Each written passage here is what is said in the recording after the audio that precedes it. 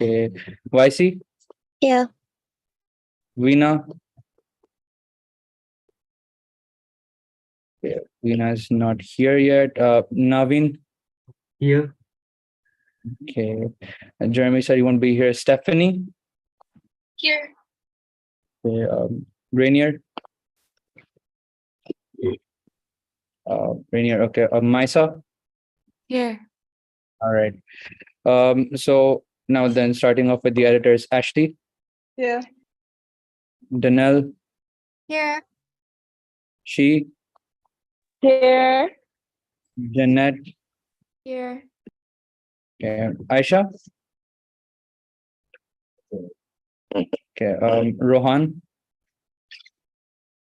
okay, Shadipta, Dominic, Here. okay, Padia, Here. Ivan, here, Michelle, Here. Rachel, here, yeah, Ethan, Here. Ethan, um, Olivia, oh yeah, she's not gonna be here, Nada, Here. okay, Yenning, Here. here, okay, so Junjit, please forgive me if I got the pronunciation wrong. Also, James said he won't be here, and Dom, not here. Okay, Veena's here. Veena's here. All right, I'll mark the attendance then. All right, Cheryl's here. Okay, I'll mark that as well. So, with that said, let's first go over the apology letters and the proxy and the proxy letters. So for the first motion, we have these following office bearers have submitted their apology letters and the proxy letters. First is Ariel and her proxy is Imam. Next is Jeremy and the proxy is Stephanie. Then Kirara and her proxy is Raj. So this motion, it's passed. It's accepted by Koki. Okay, Koki. Thanks, Koki. So this has been passed. So let's move on to the next motion for today, which is the approval of the election blueprint. So as we know, the elections, the MUSA elections are coming up, and by the end of this week, the notice should be out. So as a result, we do require the approval of the blueprint, which is the framework for the annual elections, from which the election commission will carry out any sort of election related operations. This includes the debates or any sort of candidate briefings. So this will include also the details of the elections and the current MUSA structure, which we will use for the elections. So I'm going to begin sharing the annual blueprint and can start going over that. So just to go over it quickly, we have the index, and then over here we've got what the election commission is, which will be made up of the returning officer and the deputy returning officers. And the returning officer must not be a student from Monash University, while the DRO can, but not necessarily must be from Monash. But if the DRO is of Monash, then they must forfeit their right to vote within the elections. Then the role of the returning officer is also mentioned over here, which is just simply put the one who is going to carry out and conduct the elections and be the main operator of the election commission. So they'll be leading that. They're going to be responsible for communicating, also taking part in any sort of a election related matters to do with the candidates and will also communicate with the election committee. So that's the role of the returning officer in short. Moving on, here's a brief introduction to the MUSA's new structure. So currently, we do have the executive committee, which is made up of the president, vice president, general secretary, and the treasurers. From next year onwards, we are going to make a slight amendment there and just bring the treasurers of the department. Dom. All right. Anyways, so they'll be the heads of the finance department. Under them, there will be a whole finance department for MUSA. Other than that, we have the representative assembly, which will have the 7 schools. And following that, we will also have now, instead of having our functioning bodies as they were, now they will first be divisions, which will be MUIS, CNS, welfare, activities, publicity, and we'll also have a division for MUVP. So each department and like, division will have their own respective committees and subcommittees. So within these different divisions, we will also have the different sort of departments for each. So, for example, within welfare, we will have different community representatives. So, who can be an office bearer must be a student who is full-time enrolled within Monash University and must have completed at least a minimum of 18 credit points per semester over 2 semesters. And they must achieve a WAM of at least 60%. And for specific divisions, for example, for MUIS, only international students can run. And for different sort of schools, only the students from that specific school can run. So just to give you guys the breakdown of the current new structure that we are going with, this is what it looks like. So there'll be a president, there'll be 2 vice presidents, like we have currently one who handles this administrative affairs and one who handles the education. So like the head of the EAC as well. And under that, the school reps will come. There's a general secretary, and there'll be 2 heads of the finance department. Then we'll have 6 different divisions, starting with the welfare, MUIS, publicity, CNS, activities, and MUVP. They'll have their designated heads or head. And then under that will be department heads or different OBs, and they'll have their own subcommittees. So just to understand what we've done over here, the first thing is that there will be in like the new divisions and departments, as mentioned. There will be couple of new divisions and departments, one being activities, welfare, MUVP, publicity, and the MUSA finance department.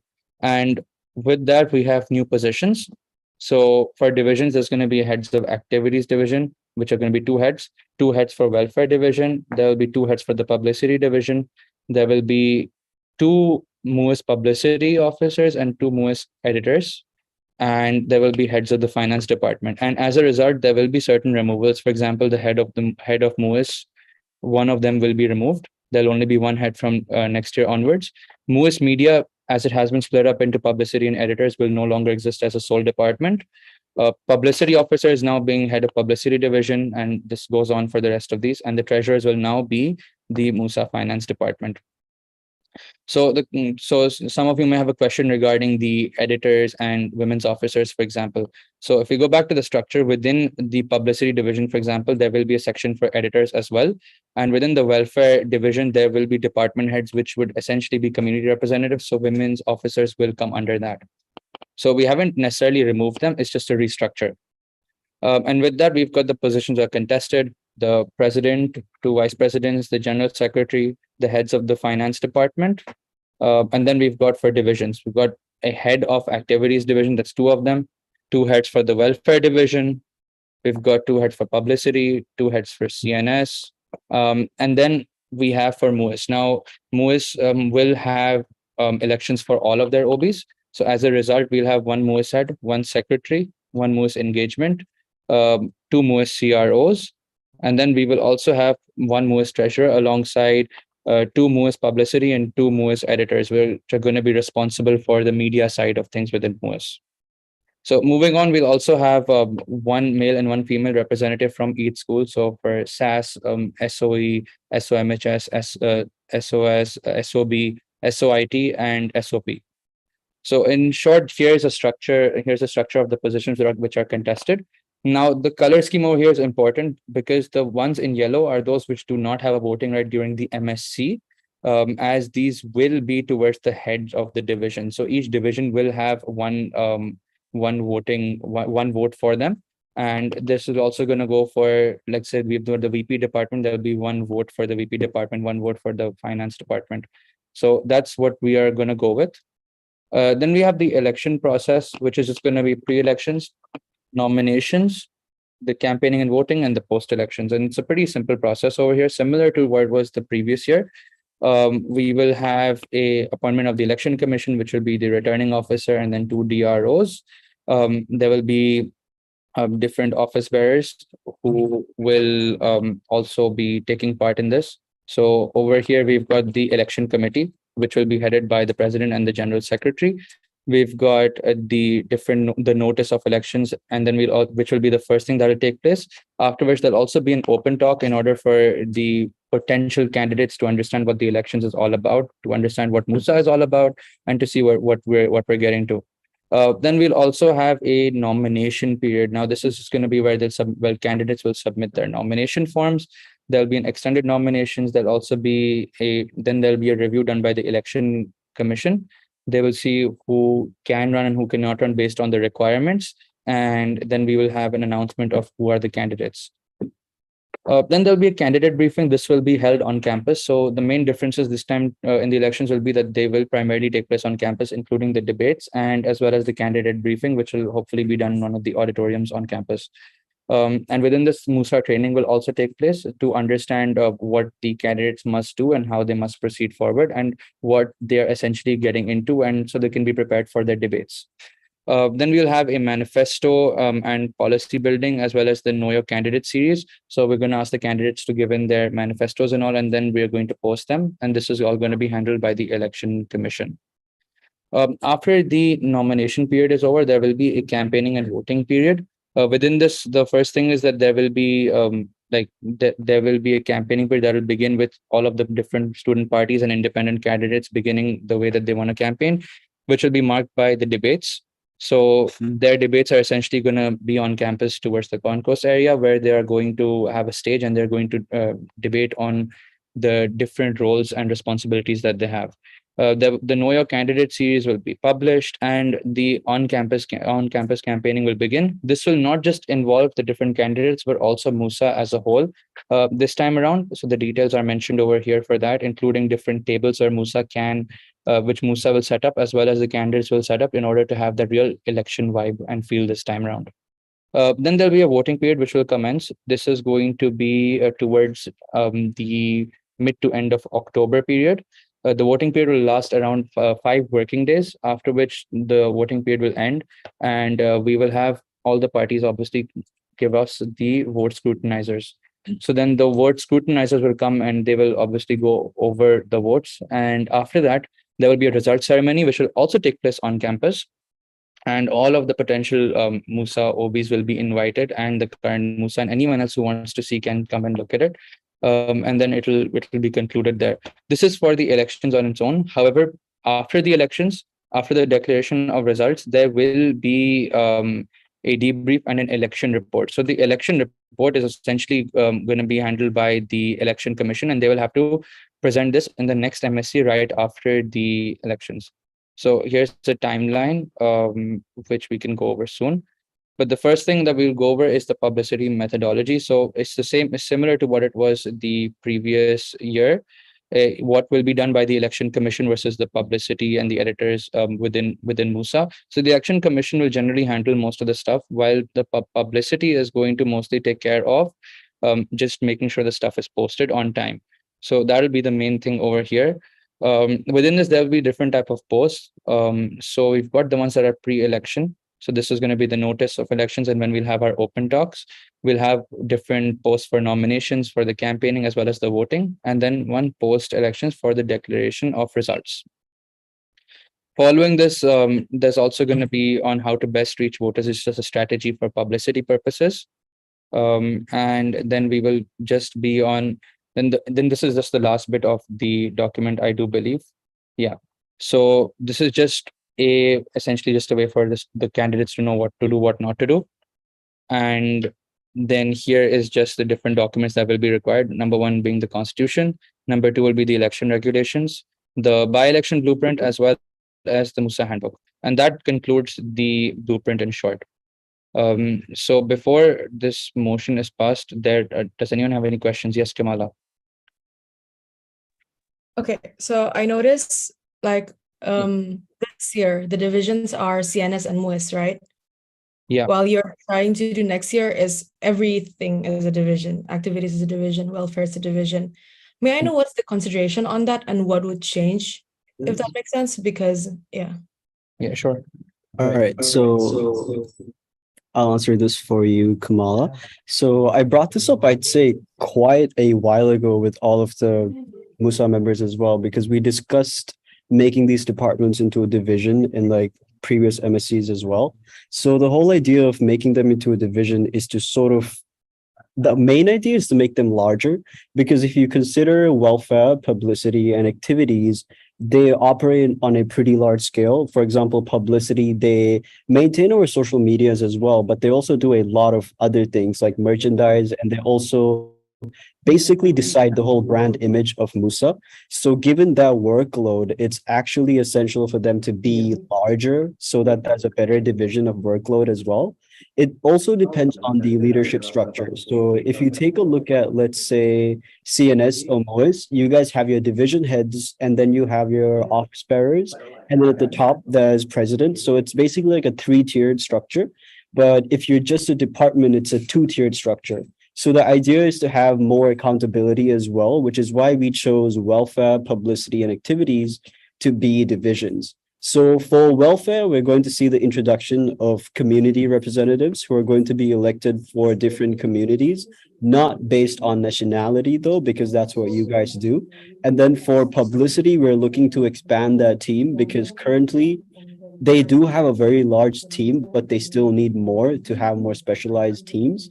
And then for activities, we realized that they already have the buddy program, which we absorb them. So for activities, we have two main teams, one that handles large scale flagship events, another that handles small scale events. But the purpose of making it the division is so that there's that sense of accountability as well. It also just makes operations a lot easier when these department heads are now considered division heads.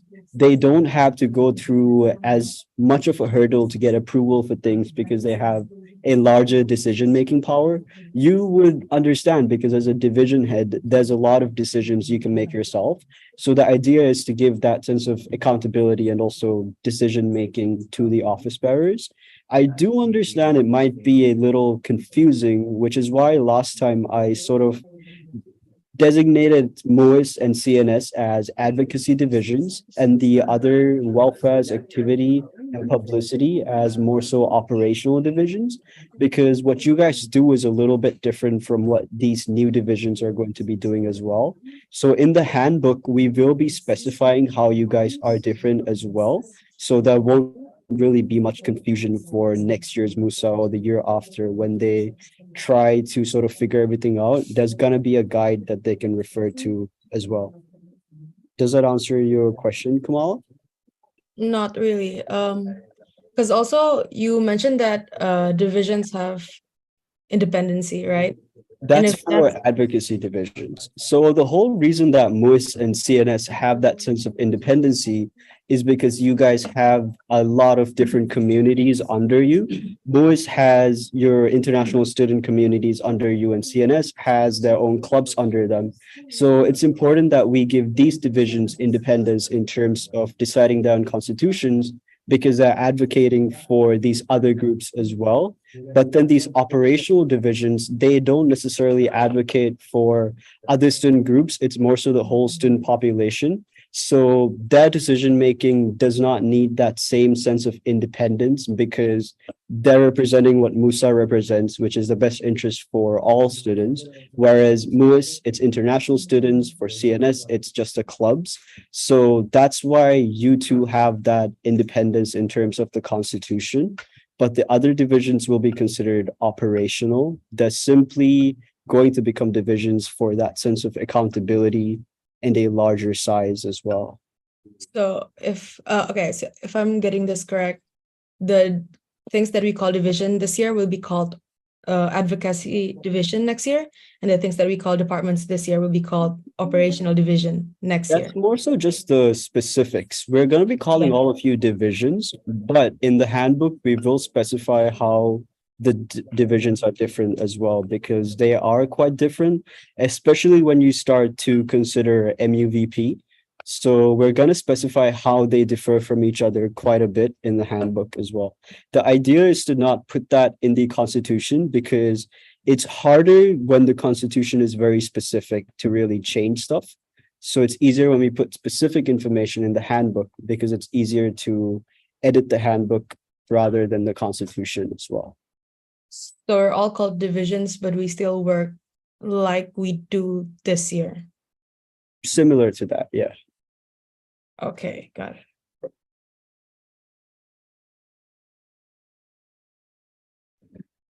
All right. Any other questions? Yeah, we know.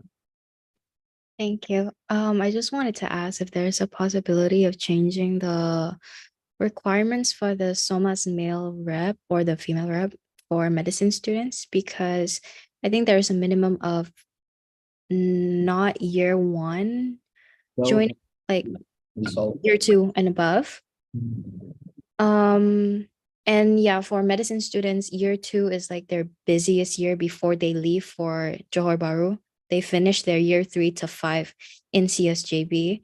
So actually having a rep from year two won't be as productive as having one from year one. So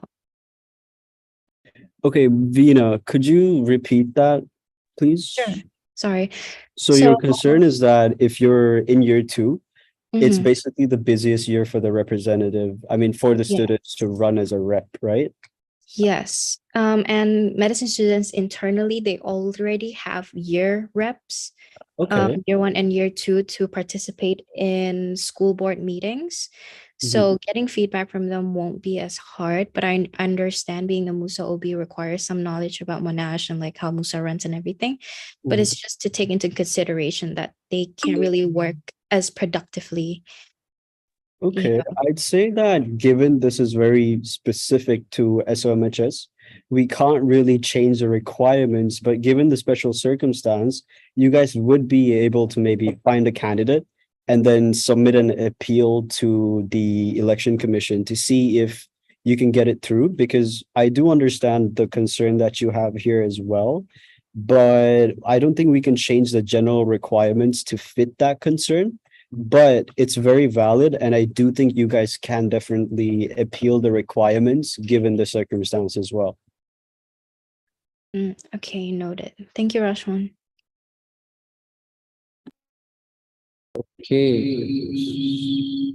So, who else has a question? I think Ashley.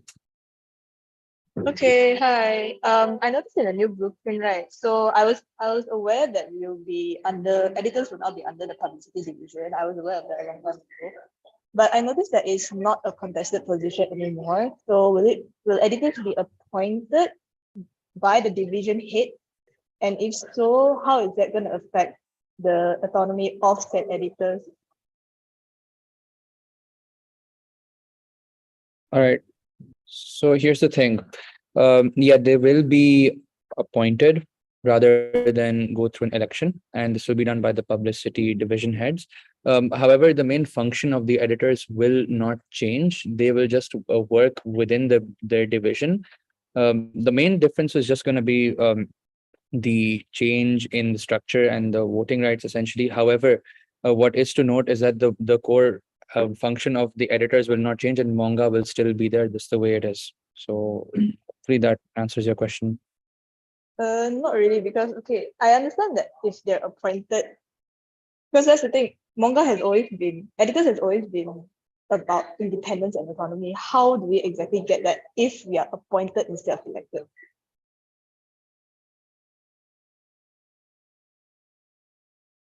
All right, so I get your concern because manga maintains the journalistic integrity, so it's sort of difficult to really state like, oh, they should be elected, they should be appointed. But I feel like if we specify in the constitution that being journalistic integrity has to be maintained, and that you guys are given that sense of independence, because technically I'd say it's a bit confusing because we state manga is independent from MUSA, but in all other aspects they are a part of MUSA. You get your funding from MUSA, you get event approvals from MUSA. So that idea of independence, I think that even though in previous years that's the way it has been done, it is about time that we try to change that, even though, because we can have the the journalistic integrity and that sense of independence, even though it is an appointed position. given the fact that we can specify in the Constitution that once appointed, they maintain the right to, have their journalistic integrity and decision making as well. Because the idea is to sort of consolidate all media related things into this one division, being the publicity division as well. But I get your concerns as well, and we can definitely address that in the Constitution when we specify the role of the editors as well.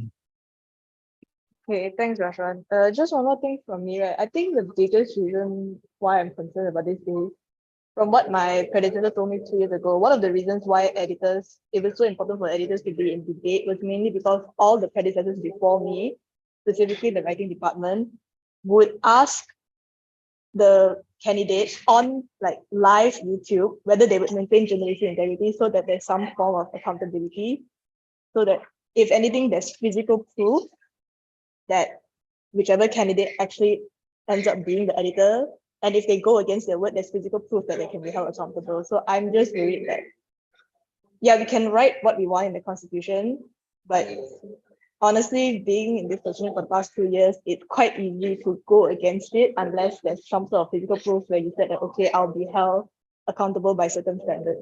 Because not everyone okay, not gonna lie, most of the student committee doesn't really give like much attention to the Constitution. It's mostly for our inner workings. Yeah.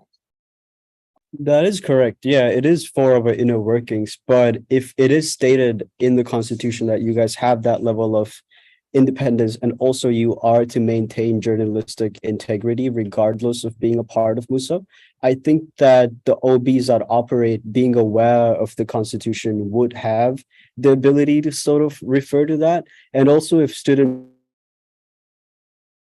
Constitution and specify as well. So that is a concern. I understand completely, but I think that we can definitely address that as well. Okay, thanks, Rashwan. So, Imam, you can go next. Yeah, so thank you for the blueprint presentation. We can see that there is a massive restructuring that's going to be done once we are approving the blueprint. So I know that as being part of the HAC before getting appointed as the SAS representative, that the works and the processes of the restructuring has been done all the way before, even by the time of last year's MUSA. But I'm just wondering, as you guys have come to the finalization of this restructuring, have relevant stakeholders or office barriers that will have very major changes to their particular positions and even appointments to their positions such as Monga has been consulted for these major changes? Answering this. Okay, so first of all, when we brought up the whole idea of restructuring, I remember we brought up the framework quite a while ago during MSc just to advise all of the candidates that, all the OBs, that these are changes that we are going through. And then I have sent out messages in MUSA quite a few times for all departments to come to me for consultation, and we'll talk more. So there are certain divisions and departments that have spoken to me, while there are some that have not raised concerns to me. But that avenue to raise those concerns have been given, and many OBs, especially the future division heads, they have been spoken to about how this would affect the division or department. And also I am in pretty close communication with them in terms of how they plan to integrate the current system into that divisional structure as well. So they understand a lot about why we're making these changes as well. And before each of them agreed to become a division, we did listen to any concerns they might have as well. So in terms of that, we have spoken to stakeholders, and I have repeatedly asked different MUSA members as well to come raise their concerns as well, if they have any, because this is quite a big drastic change. So even though their specific department might not see a change, a lot of the things around them will be changing. So all office bearers have been informed before to raise questions, ask questions. If they're unsure about anything, let us know as well. And the specific division heads have been spoken to before in terms of how to integrate into the new structure as well.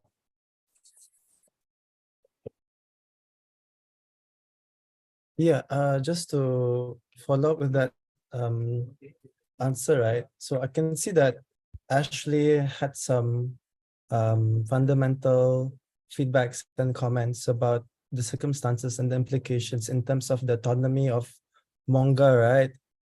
So I'm just wondering, like, for example, like you have engaged with Monga specifically to get their proper feedback for the final draft, because there are different reiteration of the restructuring, right? And this is like the final draft of it. So I'm just wondering specifically if for the final draft, you have actually gone back again to this relevant office barriers to consult them in these major changes. We spoke to Monga, I'd say, quite a while before by absorbing them into the division. But this specific thing, no, we haven't been able to talk about it. But we did raise quite a few times to come talk to us as well. So yeah, about the specific thing, no. But generally, yes. Okay, so if I understand correctly, for the final draft of the blueprint, I mean the restructuring and the MUSA, some of the departments have not been consulted. Yes, some of them have not, but we have made it clear to all departments to come speak to us because this is pretty important to get their input as well. So that opportunity was raised to everybody, but some of them did not utilize that opportunity. Okay, since that's the case, right? Because you said that some have been provided the avenue and the channels, right? And some of them have not been responding. So don't you would it be appropriate to make these major changes without prior consultation by them for this very major restructuring? I'd say you raise a valid point. It is important that everybody is consulted, which I have tried quite a few times to consult all the departments and divisions as well. But I understand your concern, which I guess is why in this MSc, there's always a chance the blueprint doesn't pass. That's something we're prepared for as well, because this is basically the meeting where everyone's here and we're able to consult everyone to get their ideas and concerns as well.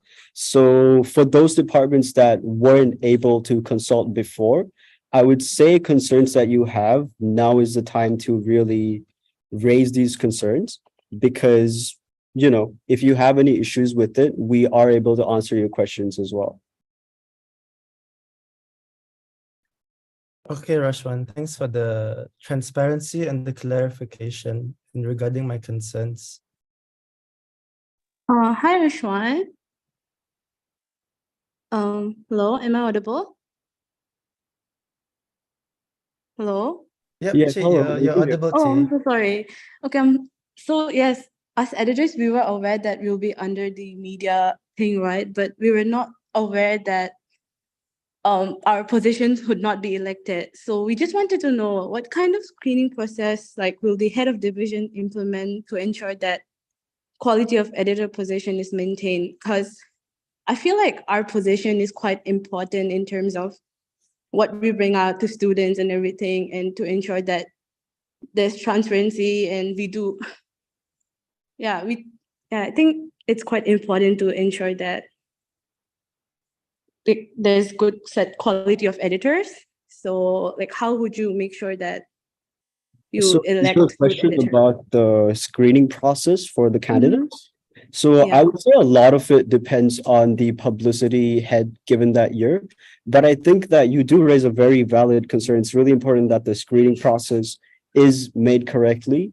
And the idea that a division head would be able to do this entirely on their own, that's not really the best idea.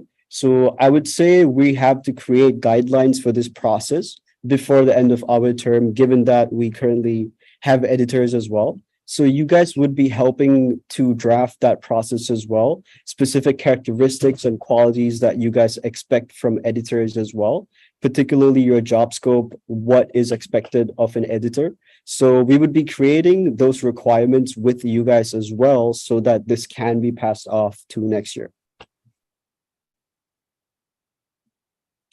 Okay.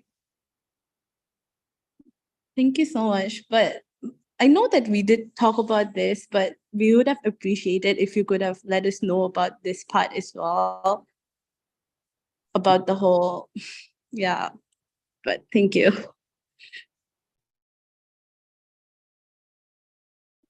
All right. So Min, I know you've been waiting a while, so yeah, let's start with your question. Okay. Hi, I'm Min Hao. For those who don't know me, I'm Min Hao. Okay. So, I might get some context wrong because I was called in for an emergency context, but I wanted to ask, right? A lot of these questions that is mentioned by the relevant MUSA departments, right, could have been avoided if there is consultation with HAC. So, this question is more towards Hadi. Why did you not consult with HAC prior to this meeting? And I also understand that, well, Prasha's point that you wanted to use this as a platform to consult all the questions from various departments. But I believe that it's a very, very risky move for this. Because if let's say the blueprint actually gets passed, then it's gonna cause a whole can of worms to just not just spit out but pour out like a waterfall. Yeah. So my first question is why is HAC not consulted for the final draft? Okay, so the first thing is that I know that the framework of the new division and structure has been in works, right? And we were planning to consult the HSC when it came to the final amendment of the constitution, in order to make sure that everything was set in place. And this platform was indeed to also address any sort of concerns, so that when we also formulate the final constitution, it is set appropriately according to all standards, including what the HSC wants. As we are aware that and everyone will take part in this meeting. So that's the simple reason why we did that. So I hope that's clear. So I mean, I don't think that's the point because when you mentioned that everybody would be part, HAC was not informed of anything about the blueprint.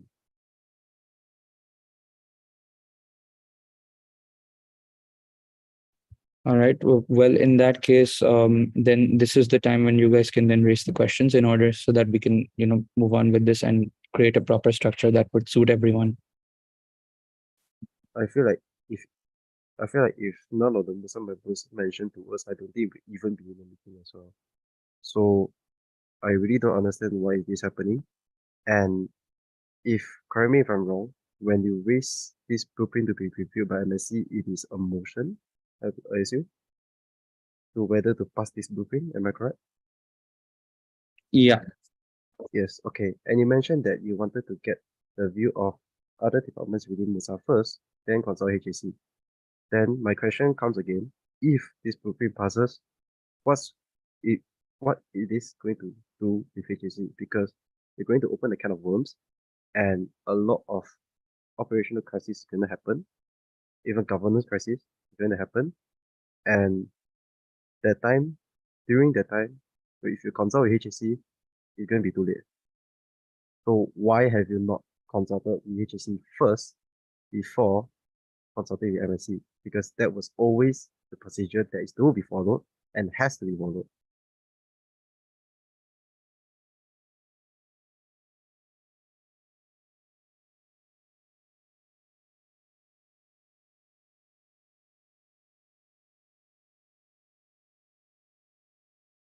Yeah, Minha, we would like to apologize.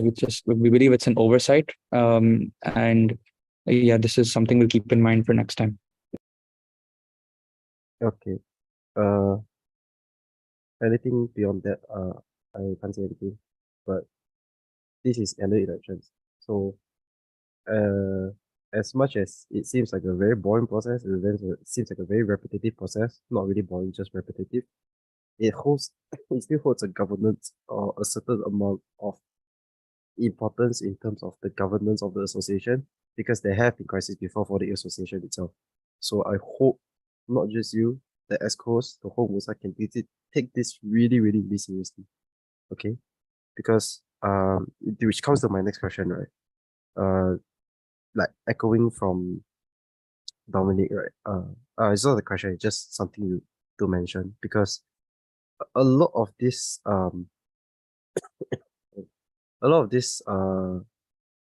proposals of divisions and positions and departments seem operationally logic, but in terms of the governance structure is really not well thought out. Especially like for example the manga issue. Manga has always maintained a sense of independency for years. And to have it under an appointment structure by publicity division, it really just means that there is there's already a sense of bias that is put into manga. And with that in mind, there won't be any form of independence in any form of department, especially regarding journalism, because manga is handling journalism. So that's number one. And then number two is in terms of the relevance of MUVP. I was told of this a few days back from sources, but I feel like it doesn't really make sense because Monash doesn't use the volunteering program as a official platform like how Sunway does it because they made it mandatory. Yeah, so MUVP does not make any sort of sense to be included in MUSA because they are just an independent body that is advocating for volunteer opportunities for students. And I don't see any sort of advocacy that is required for it to be included within MUSA. And because as a person as one of the previous OBs who was also involved in certain discussions of the restructuring of MUSA, I feel like what all the other departments say that the scale of changes is quite big. And although yes, the department should take their own initiative after receiving notice to reach out to the president, but this is regarding the future of MUSA, its governance, and also its association status. So I don't really see an excuse to send out a notice and expect them to come because the opinions of all departments matter. And relating back to my point, yes, MSC is a platform where every department members gather to discuss about this blueprint, but it carries a risk of motion. If a motion is set and the blueprint passes, then as I say again, like problems will come. Operational, governance, all these problems will come. And to amend anything is too late already. So in terms of advising, I would really suggest that this blueprint to be consulted with HSC first and then visit in another embassy. Dom, please correct me if I'm wrong.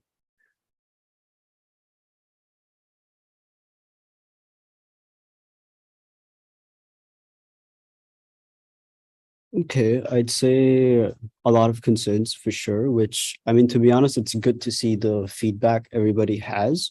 I get everyone's concerns with the election blueprint here, and also the idea that if it passes, it opens up a big can of worms. But I would say, given everyone's concerns, the chances of it passing at this stage is a bit low. This is something that we considered as well, given the timeline, because we realized that there's a chance that the blueprint might not pass. So when we prepared for the election timeline, we did account for the scenario whereby the blueprint may not pass in MSC. So we've added buffer time for us to amend it and also pass it again. So I think that's probably the route we're gonna have to go after this. Okay, I would say might as well just take this off because it's really, really too risky to just assume that it's not going to be passed. Like, it's annual elections. Please don't make assumptions. Noted for sure, Minho.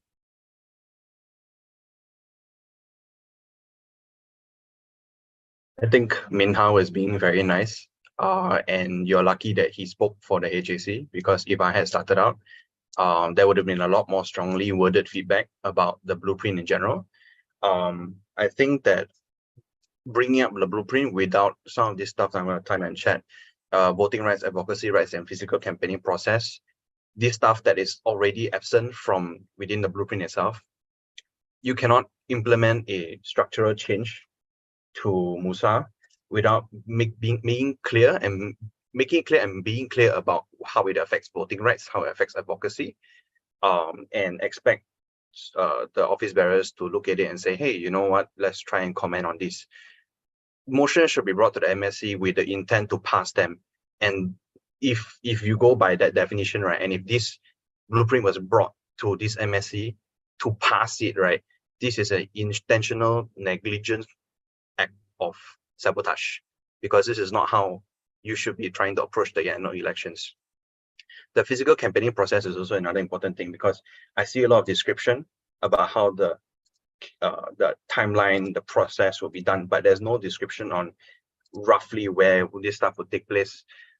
Stuff about the what do you call the RO and DRO is not descriptive enough to be passed. It's not solid enough. And I distinctly remember on multiple occasions reminding that, you know, the HAC should be consulted at multiple checkpoints. But I believe that this advice was not taken. I don't think I need to say any more, because I think Min Hao has already made the point abundantly clear. But as it is, the blueprint is not ready. Very frankly, it's not ready because the structure change is also not ready. Operationally, it is sound, but what is really lacking is how to counterbalance the voting rights and the advocacy, as well as considering how the two-tier structure should work. Monga's independence in terms of operational autonomy is completely separate from its ability to act as a counterbalance to advocacy and power that can be made by voting through the EXCO and the divisions itself. So unless that can be shown that it was discussed and it is presented in a manner that is, like, you know, coherent and perceivable, then until then, I do not believe that this blueprint should be passed. I really hope you guys take this seriously, because it's already August, and I hope that the blueprint is passed soon, because if not, your elections will have to be delayed, and that's a whole nother problem in itself. Okay, so I'm just going to stop here, because I don't think me saying anything else will contribute to anything useful. I already said all I need to say. Good night. All right, thank you, Dom. Danil, you have a question as well? Yeah, Rashwan. So it mainly relates to what Dom said. But I think, like, to reiterate it, to put it in more straightforward terms, Monga is already a non-functioning body. And with that, we do not get to vote even on this blueprint, whether it's kind of passed.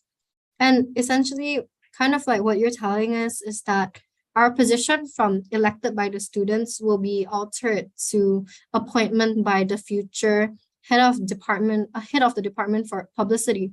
And for us, that poses as a really large issue, because aside from the model that we are for the students by the students, it will kind of like harm our journalistic integrity, as Min Hao mentioned earlier, as there's a reason why Monga has always maintained this sort of like no vote in MSC, as well as that unbiased opinion. I'm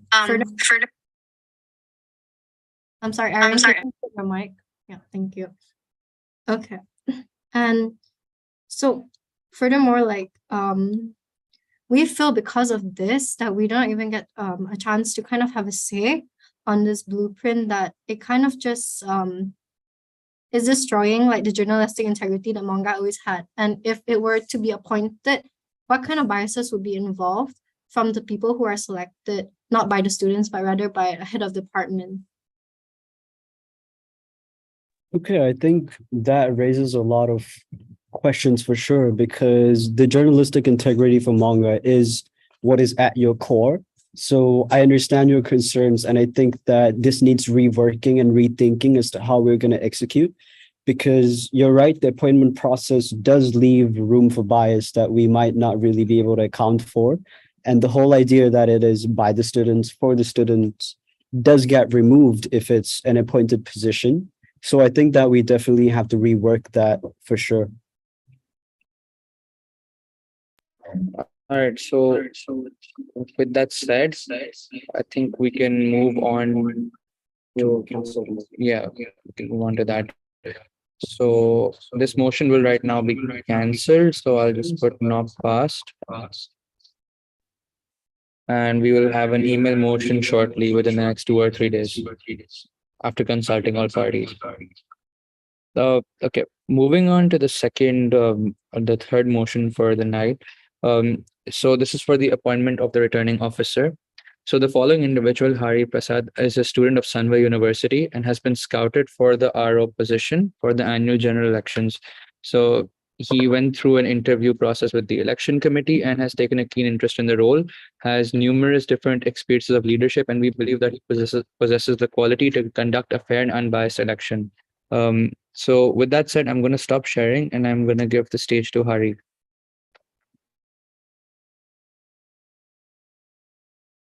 Hi guys, can you all hear me? Yes, we can, or I Right. can. Okay, and I hope you all can see me as well. Just switched on my camera. Okay, all right. So hi everyone, good evening. I think we can still say good evening. Thank you so much for having me here today. My name is Hari Prasad and I am from Sunway University. I've just come up with a short presentation. If it's okay with y'all, I'd like to present it. It's okay? Of course. Thank you. All right.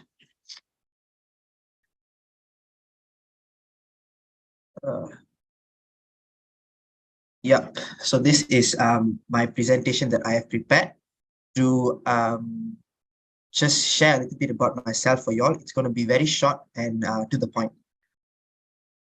So here are a little bit about, here's a little points about myself for y'all to get to know me better. As mentioned, I'm from Sunway University. I'm pursuing my accounting and finance degree. I'm going into my second year in September. And this makes it easier for me to, to go to the Monash campus if needed, because, we are just next door. I love being outside my comfort zone. So this comes into play when I prefer to also venture into different fields and, not necessarily within my field of study. This helps me to understand challenges, solutions, and latest developments in each field, and also in a way makes me some sort of an all-rounder.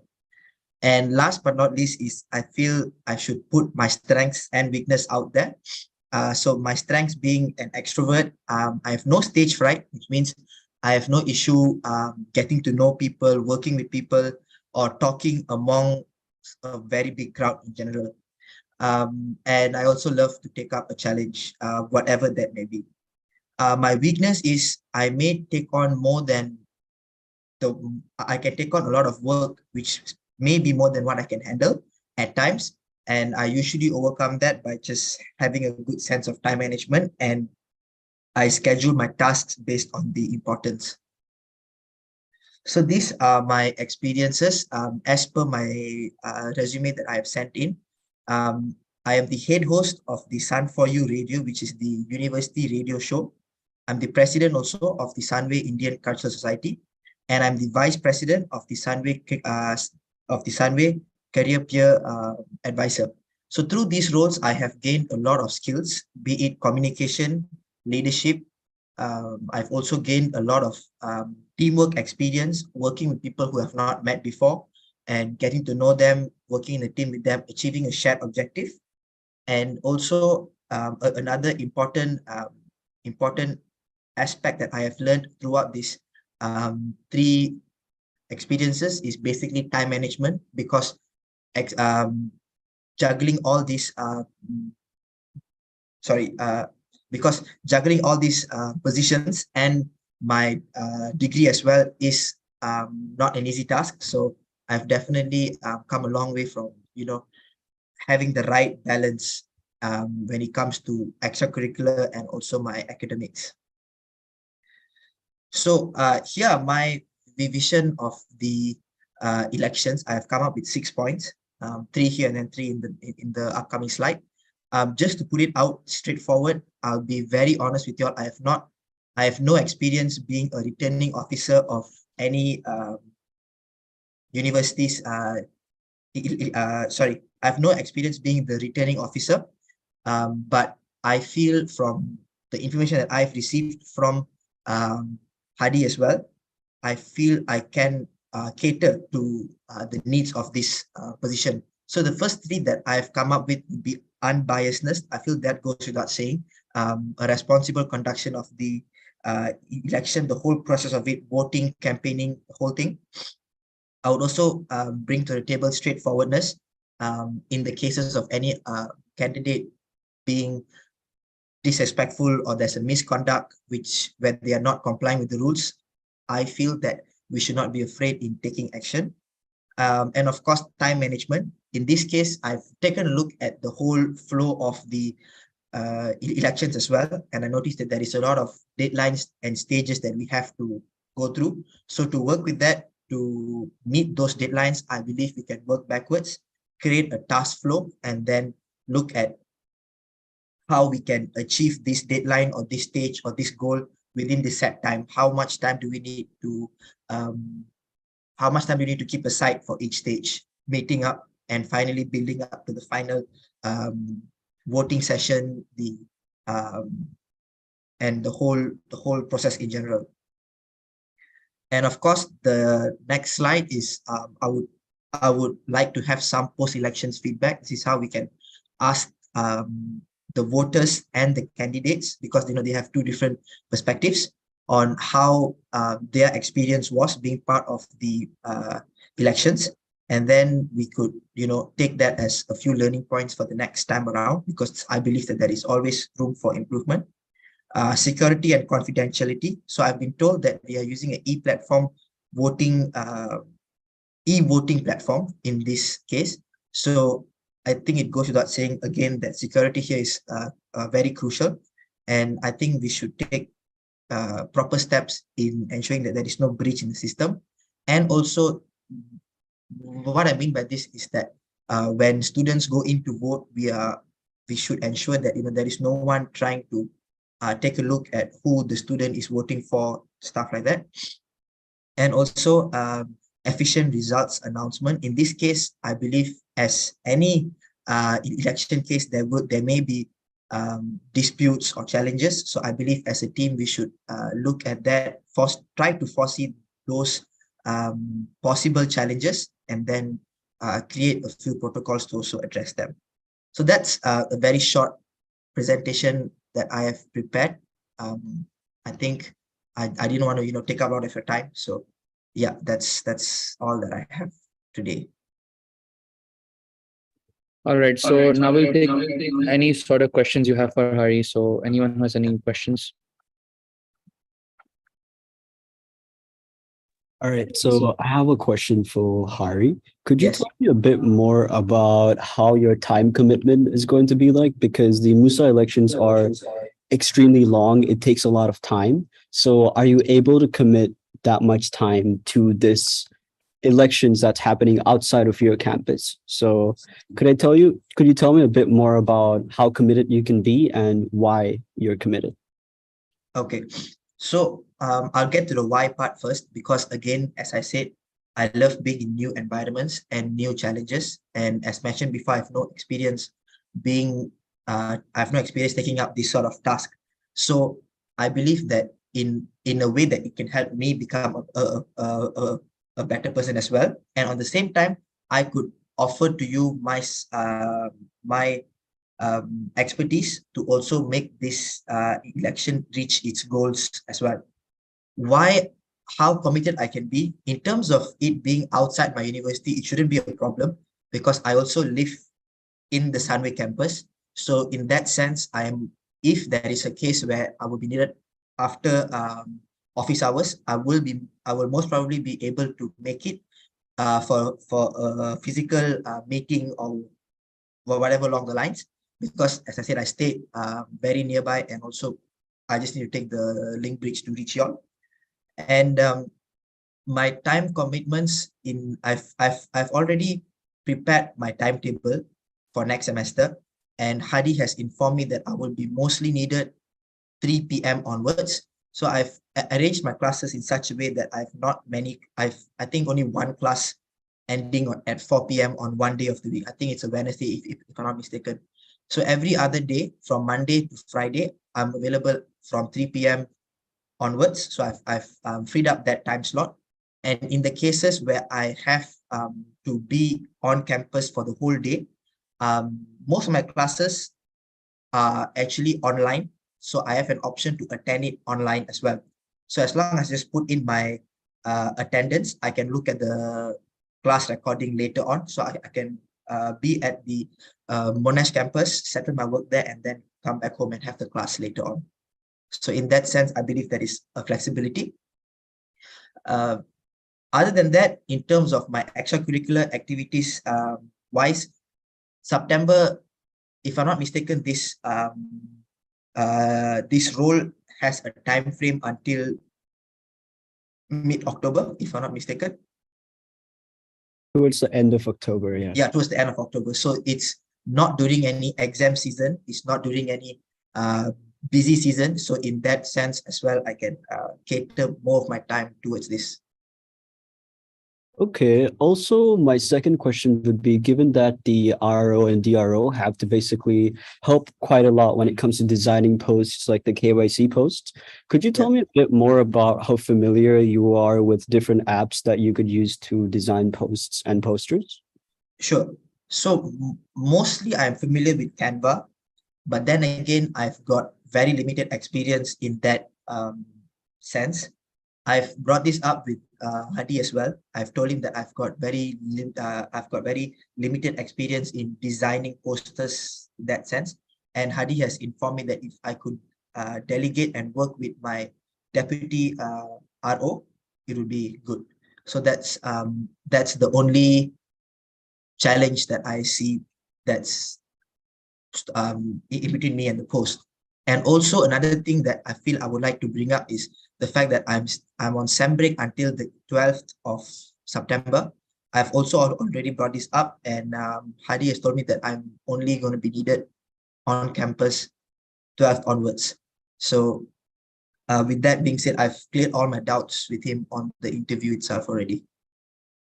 Okay, I would say in the case where you aren't able to find a DRO, you would have to design these yourself. So I'd say before we start, maybe familiarize a bit more, try to test it out as well so you're prepared. So Sure. I'm not gonna take up more time. I'm just gonna give one last question. You Yeah. mentioned that you haven't really taken up a similar role in the past. So could you tell me some challenges that you're expecting and how you're going to overcome this, given that you aren't really too familiar with what we're doing here?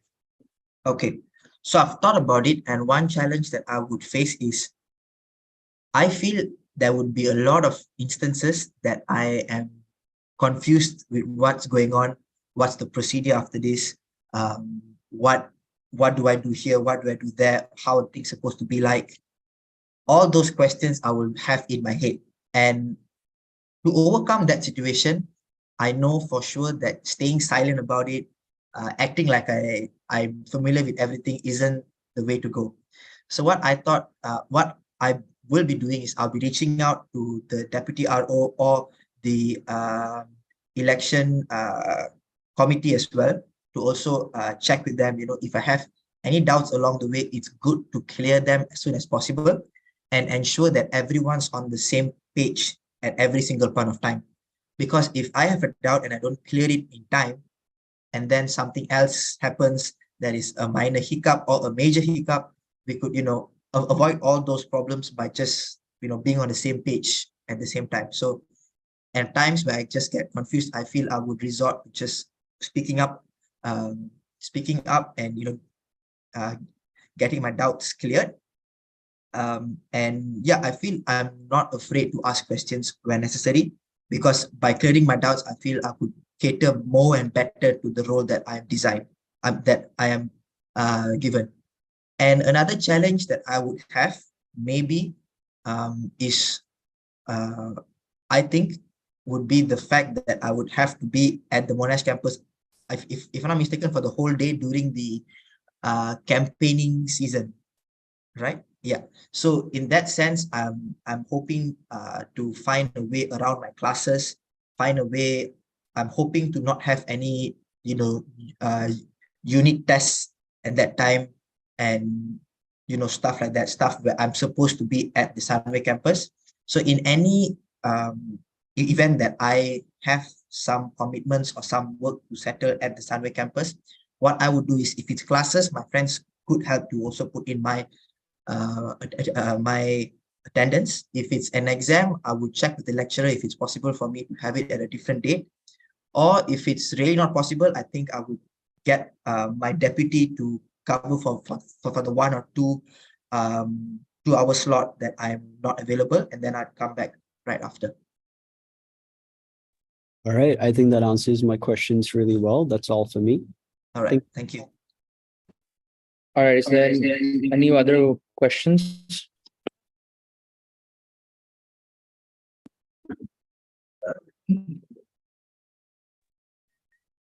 Hello, I have some question.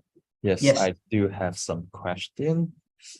Honestly, because just now when I heard that you mentioned that, you can prefer to go to online class, then only then you can just put in your sort of attendance or something like this. This is one of my main concern, is because I feel like if you want to take up this position, you shouldn't jeopardize your academic as well, because this is not sustainable. Yeah, you can look into recording as well, but what comes after? I mean, there's only so much you can sort of gain from the recording itself. So I feel like I just want to know more, like why to do so. Is it because of your weakness in terms of time management? Is it in terms of like you are putting focus too much on one particular aspect or one particular field? So I just want to know more about that. Yeah. Sorry, I didn't get your question much. I just want to just reconfirm if I heard it right. So you're asking why risk my degree in that sense? I'm not saying risking your degree as a whole, but I just don't see I just can't figure like why do you choose to like run for this, like knowing, since you say, oh, it's like, it seems to me that you are willing to prioritize this one more than academic first, which it's I'm very grateful about that, but I just can't get to it that it's not sort of making sense, because I feel like this should be a balanced thing instead of pouring too much of a particular sort of your attention to one.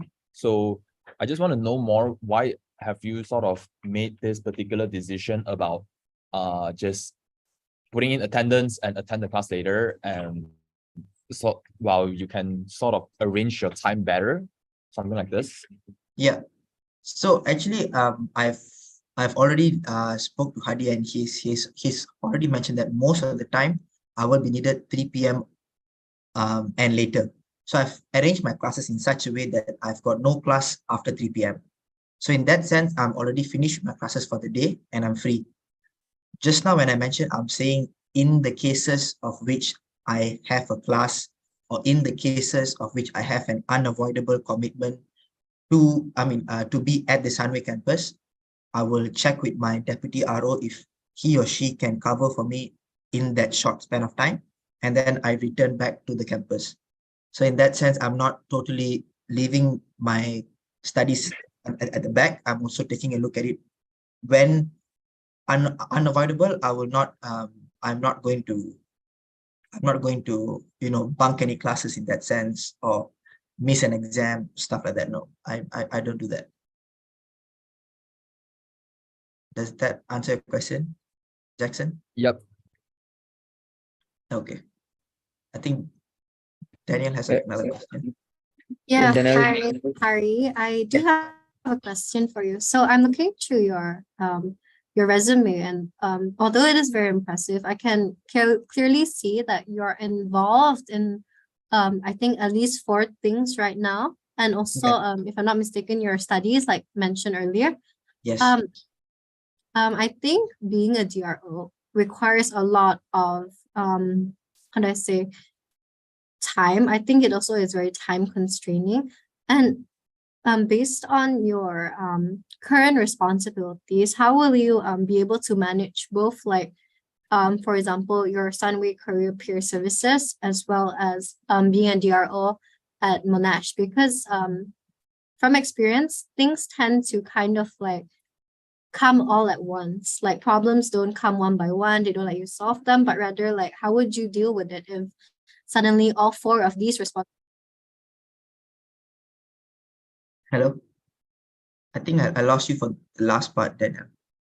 Oh, okay, sorry. So I mentioned like how would you be able to manage essentially like all these expectations, especially when something occurs that is very unplanned and you have to resolve it, not just maybe even as a DRO and also in things that you're involved in right now.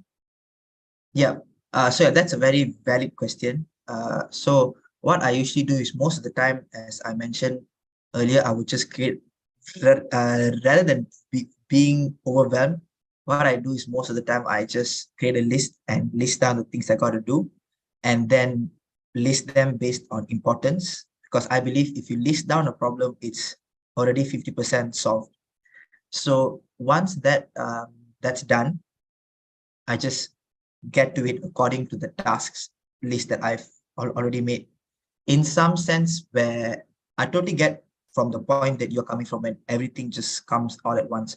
So I believe that for that to happen, you have to have some sort of outgoing or some sort of task that you're supposed to do earlier that you haven't done, and then it's reaching out to you, it's attacking you all at once. So in that sense, I believe as soon as a task comes in, you just got to finish it up as soon as possible, and keep that cycle going in that sense. So yeah, I feel scheduling and time management is very important when it comes to this. I have had my fair share of experience in that matter as well. So, thank you for answering my question. I do have one more follow-up question. Yes, sure. As you mentioned that you do list things out, and I do agree with that. However, then it begs me to ask, like, how thorough would you be able to be with that work? Because you would try to prioritize maybe efficiency, and even then, I think the chances to burn out are very high. True, that's true. I have had a lot of experience burning out as well. So in that way, I believe that it's always important to have a balance between your work and your personal time. So so far I have, if I'm being honest, in last semester in the early part, I have not found that balance. But as time goes on, I get more familiar with the workload of each club, each society, each task, and all that. In a way, I've learned it through time, how to balance it all up. And when it comes to how thorough I would be, I believe that every task load you can assign a specific amount of time on how long you believe that you would need to settle that sort of work. And on top of that, every club or society that I've been in or I am in, it's mostly a team that I'm with. So if anything gets too much, if anything gets too heavy or too much to handle, what I can do is I will always reach out to my team and check if there's any if there's any members on sem break, or if there's any members who's a little bit free, who can help me with a few things, help me with this, help me with that. And that's how I think that's how a team is. I feel if I'm free, I would also do the same for my fellow member who's going through a lot. That's how a team works. So yeah, in that sense, I feel since we're a team, I could always have that sense of, I'm not in this alone type of thing.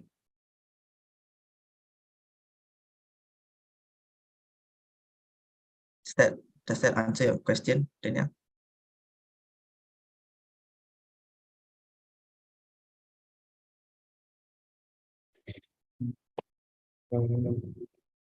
Yes. So let's move on to the next question, Raj. All right. Hari, I have a question for you. Yes. How will you ensure that the election is just and fair for all the parties and avoid conflict between the candidates? So of course we have the rules and the rules, the guidelines, the regulations of all the elections. So I believe one should be well versed with all those rules, because sometimes candidates may do something and in our perspective it may be okay, but based on the rules it may not be okay. So that's why I feel I would need to be well versed with the rules and regulations first, in order to understand what is acceptable, what is misconduct, what deserves a warning, etc., etc. So in that sense of how I would ensure that there is a fair elections, it all comes back to the rules, and rules are meant to be followed at the end of the day. So yeah, that's that. Did I answer your question, Raj? Okay, thank you, Hari. Yeah. All right. Does anyone have any more questions? All right. If no one has any more questions, then Hari, we'll proceed to put you into a breakout room for now. Sure. And we will then carry out the voting process. Okay, got it. Thank you. Thank you guys so much for listening. Thank you so much. Thank you.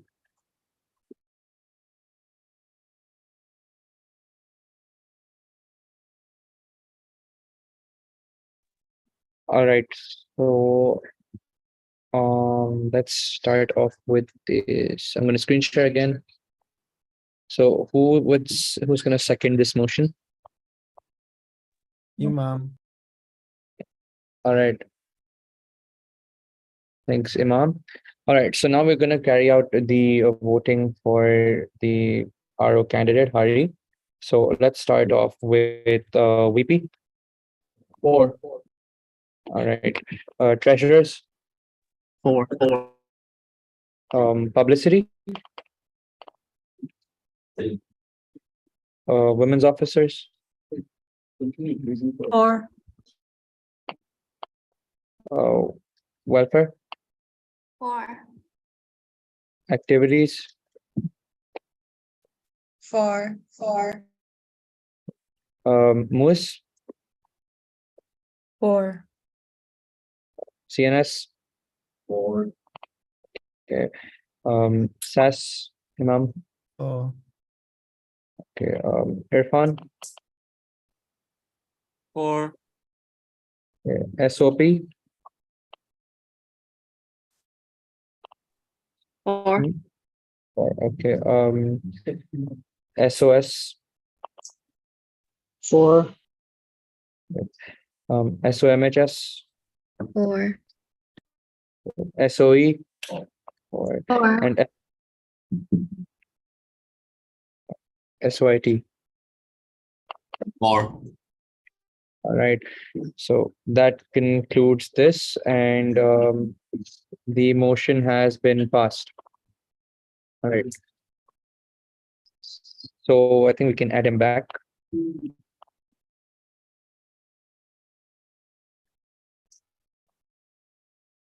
Yep. So is he here? Yeah. Hi, Hari. So we've conducted the election, and you are now our new returning officer for the annual elections 2023. Let's go. Thank you so much, guys. Thank you so much. I appreciate it to be here. I think, yeah, and good job, and we'll get to work as soon as possible. Yeah, that works. Thank you so much, guys, once again. All right. Anyone else has anything to say here? All right. Okay, then let's move on. So we cannot actually cancel a motion. So we're going to proceed with, first of all, seeing if this motion can be seconded. Anyone who will second the motion for the blueprint? I second it. Tinit, okay. So, Tinit, okay. Tinit, tell me if your spelling is wrong. PH, yep.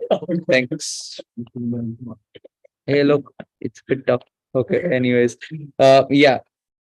Now for this motion, let's carry out the voting as well. So starting off with VP. Abstain. Treasurer, Abstain. publicity.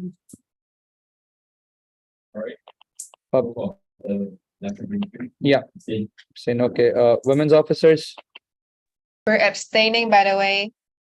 All right. Welfare. Is it for? Abstain. All right. You were Activity.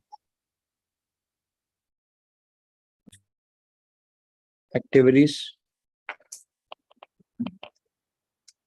All right, we'll come back to that. MUS. Against. Hello, sorry, abstain. Abstain. Okay. MUS. Against. All right. CNS. Abstain. All right. SAS. Against. Okay. Irfan. Against. SOP. Against. Okay. SOS. Against. Okay. SOMHS. Against. All right. SOE. Against. And SOIT. 4. 4. So the motion has not passed, right? All right. So this motion has not passed, and we will carry out a email motion shortly. Probably tomorrow or day after tomorrow, after consulting all parties. So that concludes these two motions raised by me. Now we move on to the motion raised by the treasurers. So Koki. Okay, thank you. The motion we're raising today is about the MUSA AGM, which means annual general meeting. So MUSA members are required to conduct an annual general meeting every year, during which financial statements encompassing income, expenses, assets, and liabilities will be showcased prior approval in MSC is necessary before presenting these statements at the AGM scheduled for Tuesday, August 29th, 2023. It's 8 p.m. with the venue yet to be confirmed, but it's hybrid.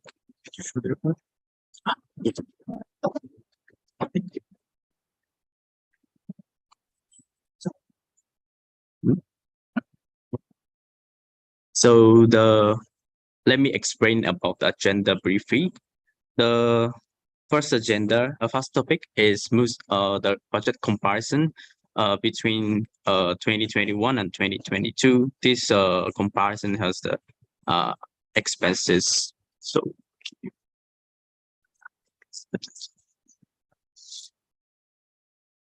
the next point is financial report. So in this report, the table shows the actual expenses, revenue, and net expenses, and budget net expenses, and the gap between the actual net expenses and budgeted net expenses. So the next one is the annual analyst reports. So this report is about reported by the our subcommittees analyst. Yeah, so we're gonna discuss about this in the AGM more detail. So this is the auditor's comments and the notes. This one as well. So finance budget will be told by Shalen. Yeah.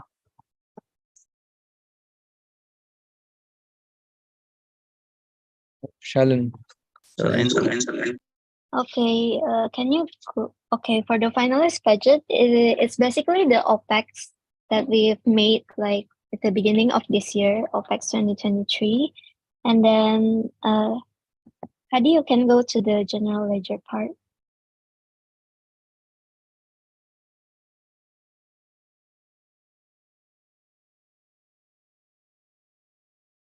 Okay, we've also constructed the general ledger, and this is the executive summary. So we can see our net expense so far in MUSA. And if you scroll down, there's a breakdown for each department, and there's like the status whether the payment is still is completed or not, or it is still pending. So yeah, and then next to the event cash report. Okay, so since the finance department is implementing new system, which is the event cash flow, replacing the cash in advance. This is like an event cash report just to inform you guys like where the fund goes right now. Like for example, for semester 1, in the end of the semester 1, we have like 15,290 in our bank account, in the MUSA Treasury bank account, while the rest is 9,710 is still with the requester. This is for semester 1. If you scroll down again, there will be an event cash report for semester 2. It's also similar. So our balance right now in the MUSA Treasury's bank account is 9,451.71.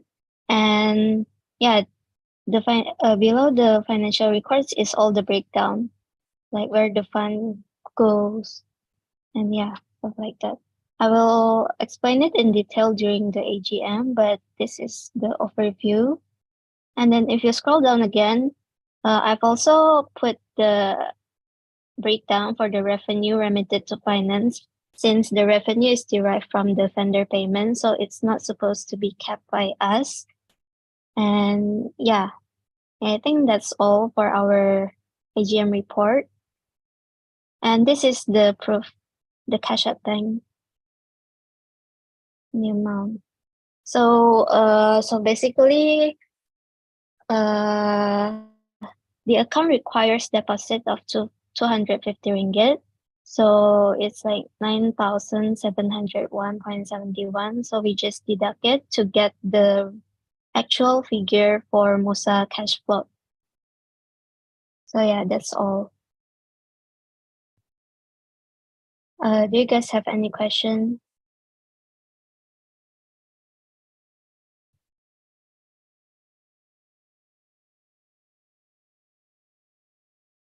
Yeah, if there's no question, that's all from me. So let's proceed to who would like to second this motion. Raj. All right, so Raj has seconded this motion, and let's proceed to the voting for this. So let's start off with the VP department. All right, treasurers will now vote. Publicity. For. All right, women's officers. For. All right, welfare. For. Activities. For. MUS. For. CNS. For. SAS. For. SOB. For. SOP. For. Okay, SOS. So MHS. For. SOE. For. SOIT. For. All right, so this motion has now been passed, and we can carry out the AGM as scheduled. Moving on, Just yeah, Irfan. can you please add the meeting to the Google Calendar so it's easier to plan the day out? Yeah, go ahead. Yeah. Okay. Thank you. All right. Okay. So let's move on to the divisional reports. Let's start off with the president's report. All right, Hari, I'm gonna have to share screen. So my report is quite short this time, but it might take a little bit because I have to do a little tutorial for you all. So wait, give me a second.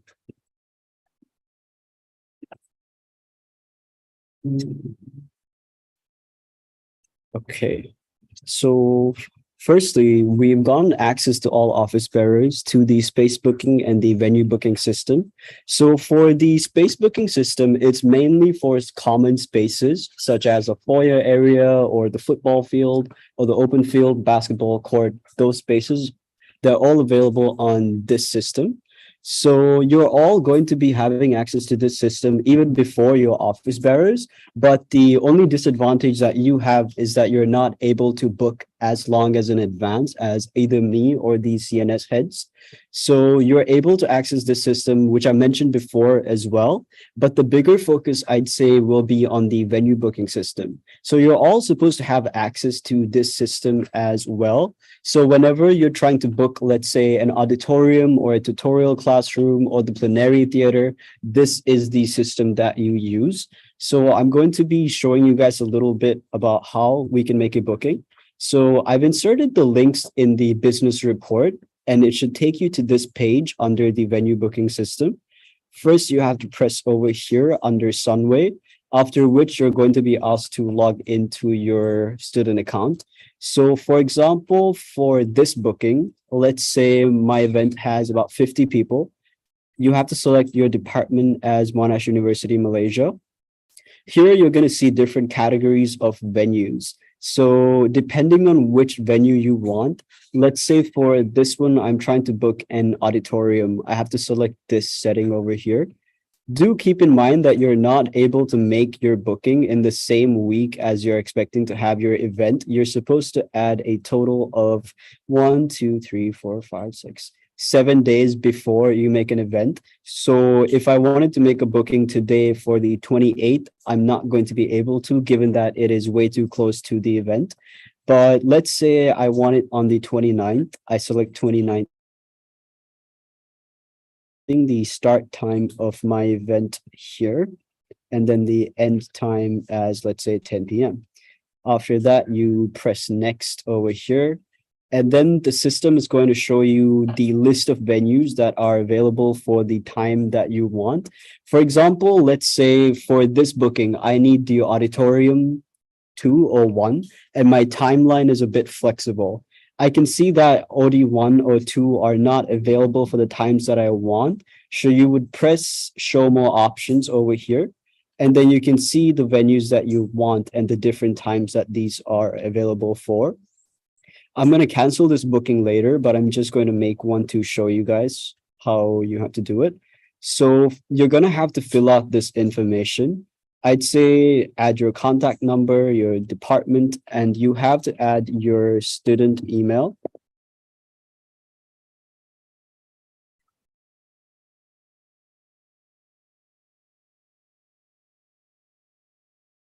And then you would have to add your information over here, only if you're making the booking for another party. And then what's very important here is the number of attendees, because depending on specific venues, you're only allowed to have certain numbers of attendees. So you would have to fill this up very accurately. Your booking name, the type of booking it is. Most of the times you guys have casual events, so I would say select this option. But if you have a workshop, I would say it depends on the nature of the workshop. If you're bringing external guests for that workshop, you can categorize that as a workshop. But if it is internal, I advise you to go with casual event. After that, describe what your purpose of the booking is. If it's for an event, write it over here. And then this part is also really important. If you need furniture for your event, like if you want it to be set up and if you need additional materials there, you have to select yes over here. If it's catering, you have to fill this up as well. Another important thing that you guys have to pay attention to here is attendees registering for the event. You're supposed to fill that out depending on your event as well. If you are having VIPs attending your event, before you even fill this out, you have to let me know so we can get in touch with Monash staff as well. In particular, Ms. Parveen, so we know the right procedures to have those VIPs on campus. After that, if you need any additional software installed, you're supposed to tick this. And finally, if there are any non-Monash staff attending, in this regard, if there are external providers, let's say from another organization, you do have to fill this out as well. So that's basically it for this system. It does look a little outdated, but it's pretty straightforward once you're able to, get familiar with it. The same rule applies here as well, where you're not able to book so far in advance. So for advanced bookings for over a month, I would say reach out to me and I will make that booking for you. For the space booking system, I'm pretty sure you're all familiar with it already. You can go over here into main campus and you're able to select either facilities management or library and learning comms. Majority of the time, everybody would be looking for a facility. So you have your common spaces over here. And then you have your other spaces as well, like the discussion rooms and then the recreational space. Most of the time, I do bookings for either common space or recreational space. I would say before you come to me with an advanced booking as well, go onto this system and first check if the venue you want is available on the date you want. For example, I could get a request, maybe let's say last week, I received a request for a booking for the 2nd of September. The thing is, it's not available for that time. So what I would suggest everyone to do when you're making booking requests is to go to the system first and see which times are available and which dates are available as well, because that way it takes a lot less time for me to book. Because if you come to me for a booking and it is reserved by another student, there's more other planning that you guys have to do to sort of accommodate for that change. So use this system to plan out your events in a manner where you don't really have to, feel uncertain about your venue as well. So that's about it for my first point. Let me move on to the rest of my report, which is also quite short. So as you all know, we have been working on an HR policy, particularly the HexCo of MUSA. The GenSec is obviously leading the initiative, whereas the HexCo is overseeing it. It is more or less completed, and upon completion, we plan to have an HR training session during September for all of these. So the whole purpose of this session is to make sure that the working environment that we have is maintained as a friendly yet professional office environment. Although it is quite late in the semester, it's important that we instill these values in MUSA so that it can also be carried forward for next year. So that is all for my business report. Does anyone have any questions?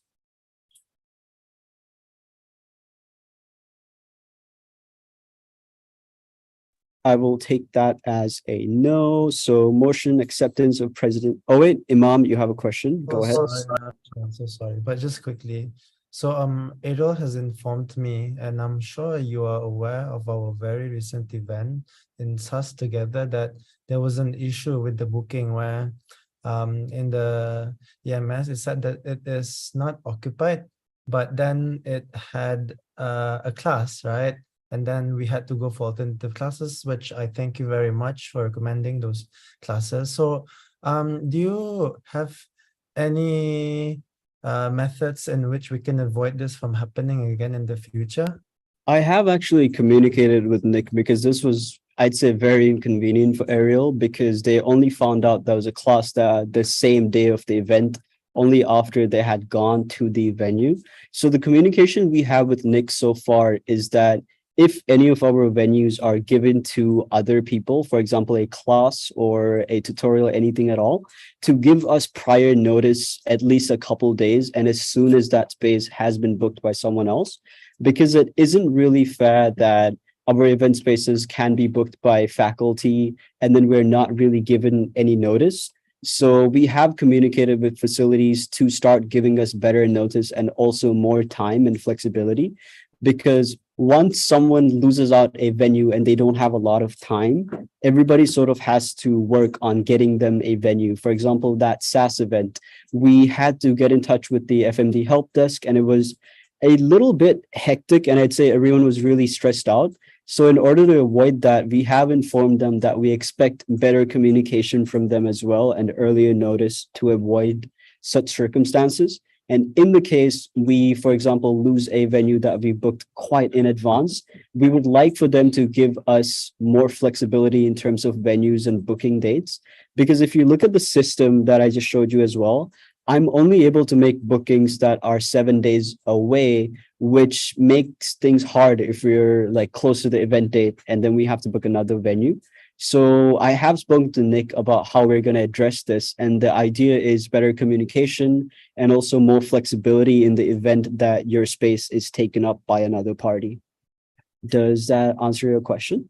Yeah, I think that's a really good suggestion, Ashwan. Yeah, I don't think the onus is totally on you. So the suggestion of getting prior notice, right? Very in advance from FMD, and also like you said, perhaps they can also like list out alternative spaces for us to use, right? If it is preoccupied from classes. So thank you, Ashwan. All right. Does anyone else have any questions? I have a suggestion regarding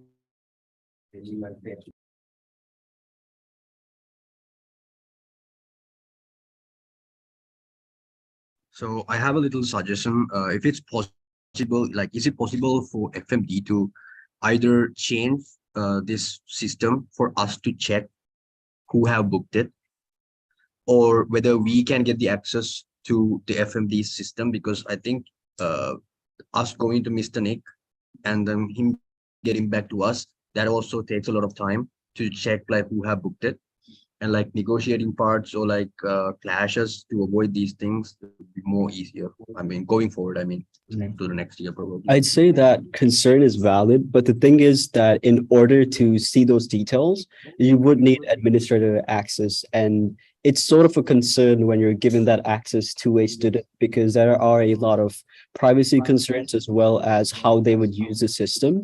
So even though the current system that we have is a little inefficient, whereby we have to reach out to Nick and wait for Nick to get back to us, that is sort of the best option that we have, because we don't really have access to that system, and it is very, very unlikely. Outright, I would say it is not possible for them to give us that admin access so that we can view who has the venue and whatnot. Yeah. Yep. But if no other questions, I will end my report.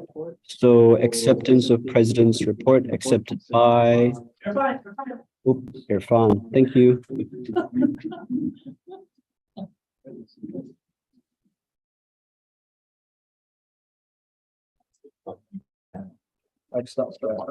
All right, so we can move on to the next report, which is going to be for the vice presidents.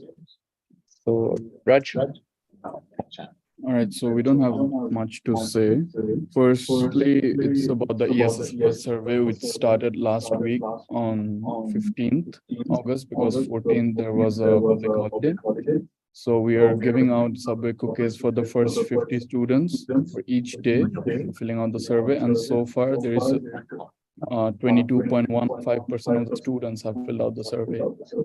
Other than that, for Monash 101, Monash 101 Part 2 was conducted on 3rd August. It was a good event with a greater than expected turnout of students.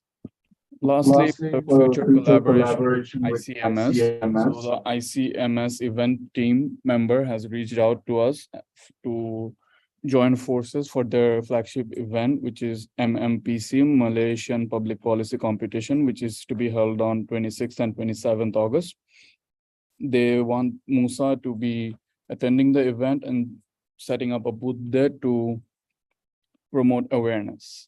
And the details are still being finalized, so I will update everyone later on. That's about it. So motion to acceptance of Vice President's report accepted by Irfan. Irfan. All right, thank you, Irfan. Welcome.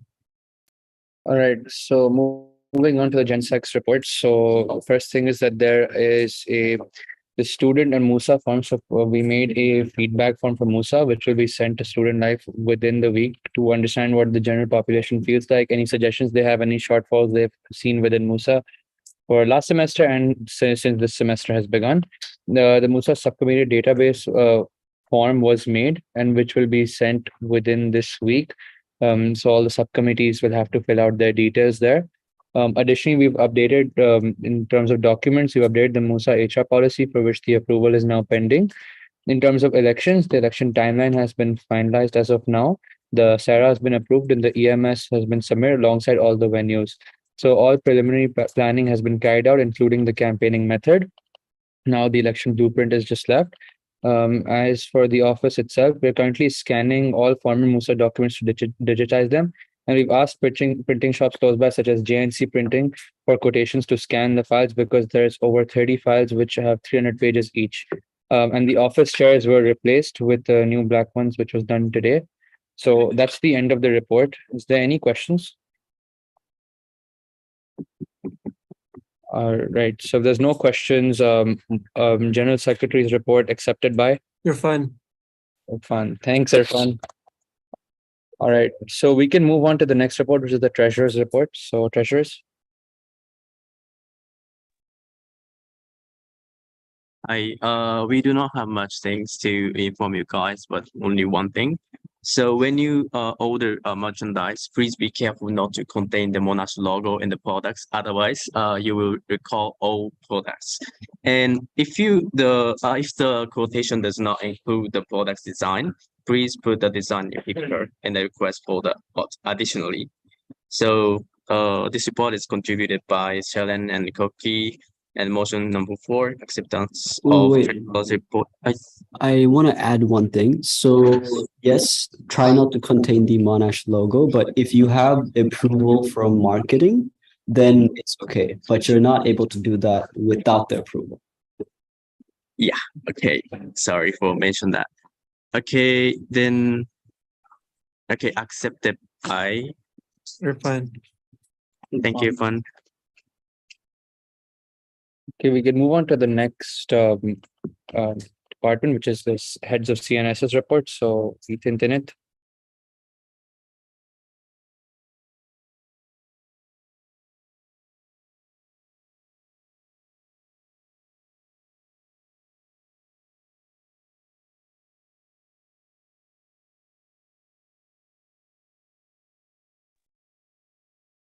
Okay, let's start with the heads of CNS report. Okay, first thing first, talk about CNS week semester 2.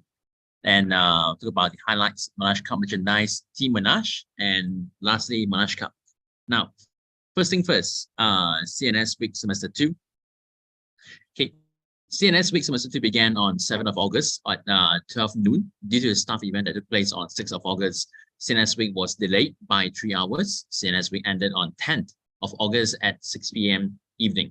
Okay, overall, 51 clubs applied for booth and were presented during CNS week, and 4 booths were given for the houses for promotional purposes. Club member recruitments were lower than last semester, but the performances got more attention as there were great additions, such as performances from Muay Thai, Taekwondo, cheerleading, dance, and singing.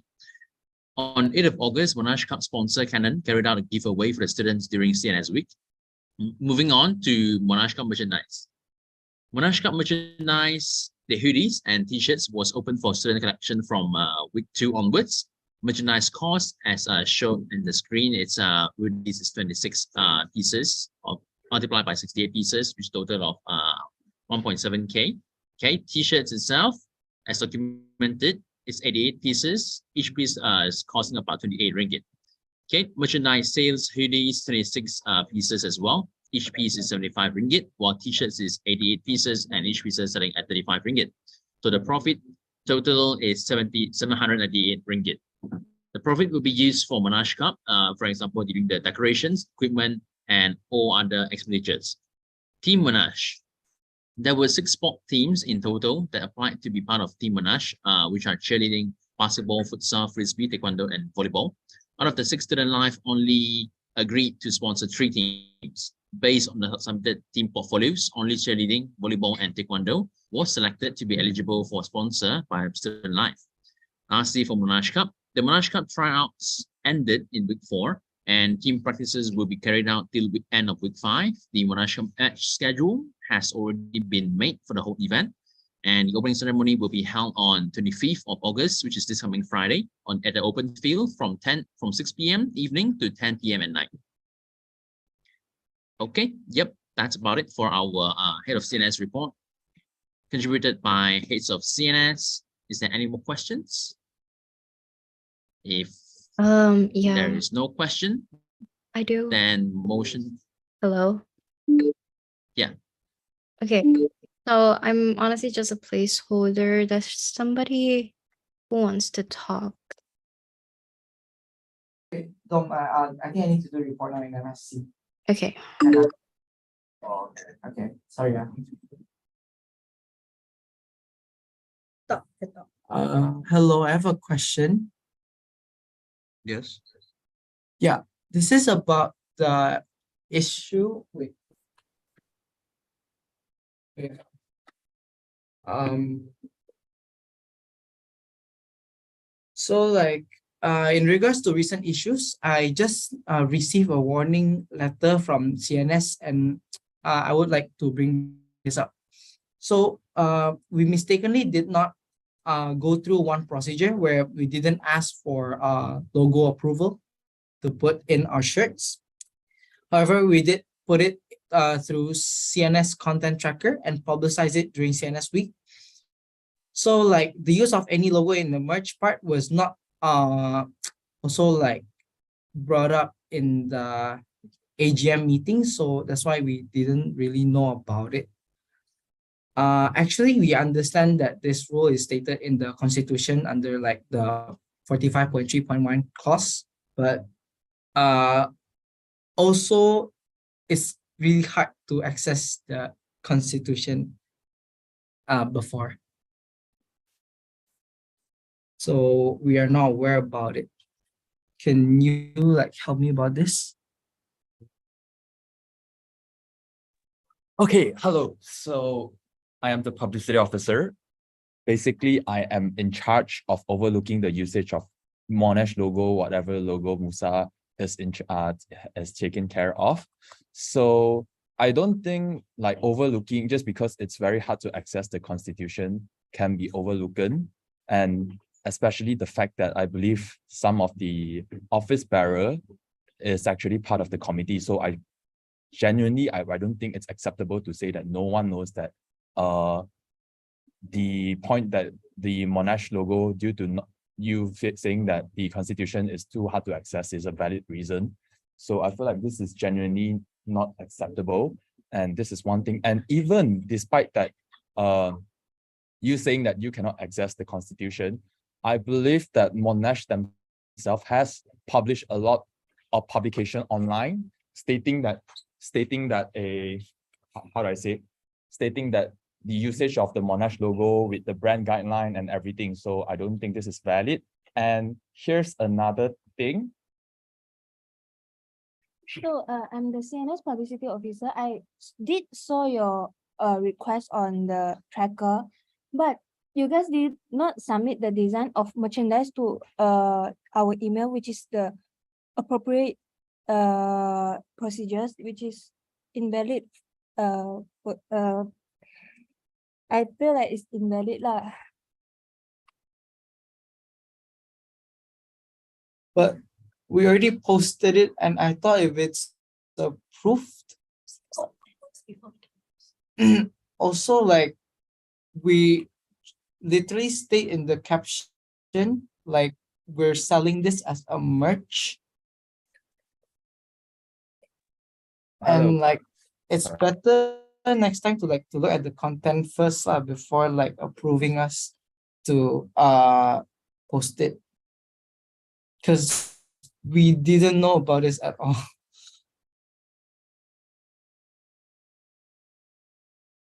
And also like I'm just gonna remind again that the CNS didn't even try to remind this during the AGM, and like what if no OBs are in the committee? Hi. Yeah, so during the AGM, actually we don't mention such things, but we have used our Telegram to actually convey this message multiple times. So yes, and also it's kind of common sense to know that as a copyright logo, like the Monash logo, you can't use it everywhere. So it's a kind of a legal act. So like you have to make sure to go through the normal procedures. Like usually if a club actually have this kind of concerns before they actually print out a jersey or some merch or whatnot, they actually come to us and submit it to us, and then get like the approval from us. And if they are using the logo itself, Monash logo itself, they ask us what's the procedure is, and then we actually advise them and direct them to our MUSA publicity officer as well. So that's actually the normal procedure for that. So I think in regards to this issue in hand, I think we have already given like a solution to, I think Daniel is present there as well, right? So we have already given them a solution, like what to do. So it would be to recall the jerseys and yeah. Well, okay, so I'm not part of any CNS whatsoever, but I do for a fact note that if a constitution is published as a committee of a clubs and society, it is your duty of care, your obligation to sort of go through the constitution before proceeding with any necessary part, because that particular constitution serves as a guideline for you to take your step here and there onwards. So I don't think overlooking just because that it's not mentioned in the AGM for this particular part means that you are excused from like happening, like receiving this warning letter or being sort of making the mistake. Sorry, I'm the Monash Pool Club publicity officer. I think you've only mentioned the usage of Monash logo once in 2022 and once in May 2023. Furthermore, your constitution is not readily accessible. On your link tree, it's not there, and on the website is also not there. And I think it's also common sense as somebody who is above us that if we put our posts on a content tracker, that you have to double check everything, especially merch, because if I was the publicity officer, copyright would be on my mind 24/7. And as somebody who is under CNS, we don't really have as much information as you guys do. So I think it should have been like advisable that you told us, oh, you cannot do this and this and this. Hello, since you mentioned about copyright, why didn't you think of copyright issues when you were designing the merch from the start? Because we were not Monash and we didn't know that this was part of the procedures. And we are also a very, very new club. So we only started last semester. So I feel like it would have been a great help for CNS to help us mention to us when we posted it on the content tracker. I'm sorry, you are not from Monash in a sense that? I am not Monash marketing, and I am merely a club member, like as in like a club committee member, whilst the people above us are CNS who deal with all of this stuff. Yeah, but as you mentioned just now, since it's like if you're the publicity officer, you would think about copyright issues 24/7. So why are you not thinking about publicity? Sorry, when you're not thinking about copyright issues, since you know that copyright is a big concern from the beginning, why talk about it now? And instead of owning up to your mistake, you're sort of blaming us. Okay. I understand that it is my mistake also, but yeah. It's also a bit of your mistake. And I think that something as important as this should be mentioned in like AGM and stuff. And I'm also not an admin to like MUSA. I don't know a lot that happens during in Monash. I merely contribute to club stuff. So I would have been very appreciated if CNS came to us first and told us, oh, this is copyright and stuff. Okay, so I think we need to get to a common ground right now. So as for the AGM concerns and the accessibility for the handbook, we do have made a starter pack in the beginning of the year, and we offered it to all the clubs through our Telegram group, which is our main announcement group. And also anybody is always willing to provide you guys with the handbook. If you guys reach out to any one of the members from the CNS division, we will provide you guys the handbook. So it is very available. If it's not in the link tree, we are sorry about that.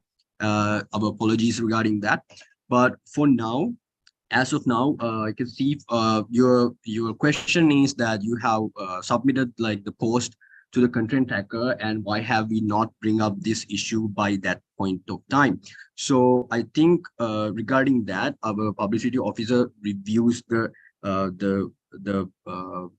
poster itself, not just the jersey. So she might have assumed that the merch itself is already been approved.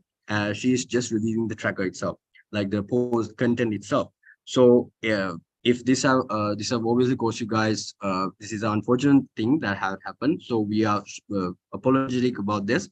But I think right now, like moving onwards from this, what we can do is actually like the recall all the jerseys, because we need to make sure that Monash is not going to be aware of this, and like the club won't be accused of anything, because we don't really want anything for happen for you guys as well. So it's not to say that the jerseys won't be able to be distributed to the members again either, because it's always is a possibility that once we recall the jerseys and once we request the approval from the Monash marketing team, they might actually give us the approval as well, because there's a high possibility of it, because we don't see an like a visible issue with the jersey itself. So there's a possibility of that. So when that happens, everything will be actually well. Only the time will be of the issue, because you guys will basically have a little bit of a gap on actually giving out away the jerseys again. But rather than that, it still is a possibility for you guys to continue with this. So I think from moving onwards, we can go about it like that. We will make sure to include this process in our AGM slides in the upcoming AGMs. But yeah. Oh, yeah, So okay, so so we'll make sure to mention it on the AGM slides if you feel like that's the place that we should mention it. But other than that, moving onwards, I think this is how we can handle it from now on. okay, yeah, thank you so much for like the respectful insight, and maybe also just an advice. Your starter pack, the no Monash logo content, is not there, and so yeah, just to put it out there. But thank you so much for the advice. Respectfully. Hello, everyone. So before we move on for the acceptance of CNS report, given that it is 10:34, I'm suggesting that we will be cutting short MSC after the MUIS report, and we will continue with a 2.0. So just so everyone's aware, yeah? Thanks, Rashwan.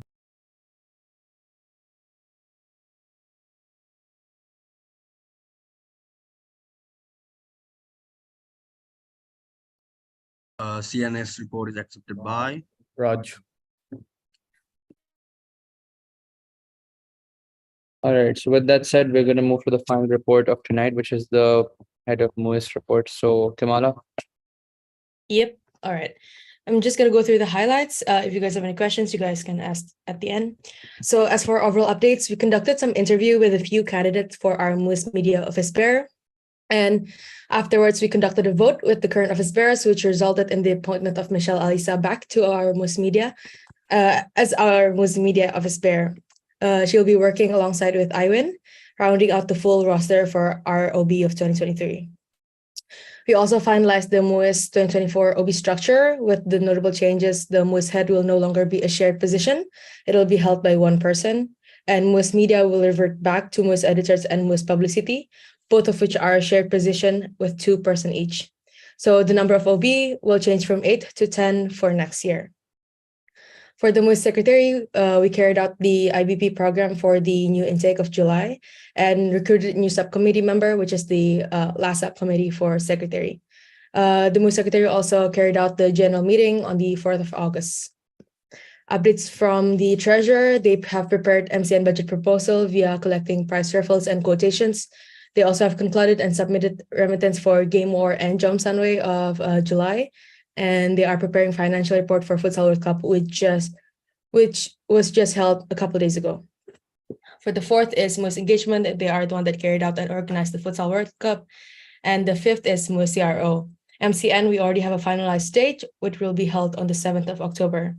MCN practice for performances have started for some countries, and Instagram timeline has been made and post on theme reveal will be published soon for the MCN. Country events are also being done as scheduled with recently finished event such as the Indonesia Independence Day on the 17th of August and Pakistani night a couple nights ago. And for the updates from West Media, the website's basic structure and main page has been created, and they are currently working on sub-pages. They also did the media coverage for the MUSA Futsal World Cup, and they have made an interview for a new potential subcommittee recruitment, which the letter of decision will be sent out soon. So that is all for the MUSA report. Anyone have any questions? No questions accepted by Raj. I heard Raj first. Thank you, Raj.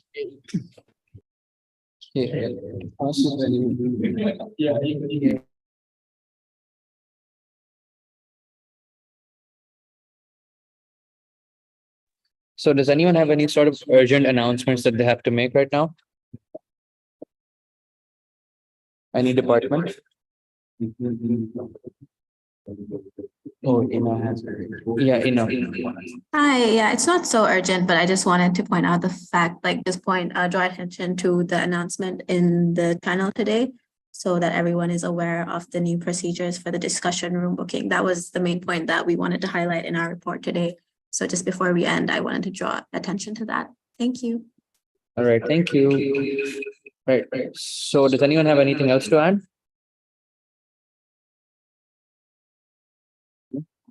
All right. So I believe that this meeting has now been concluded. So thank you all for attending and taking part in this. Congratulations to the new RO. And with that, we're gonna end this meeting. So I think for now, I'm gonna stop screen sharing, and everyone, can you please open your cameras for a picture? Before you all leave, we will be sending an announcement after this meeting or early tomorrow as to when MSc 2.0 will be taken back for MSc number 7.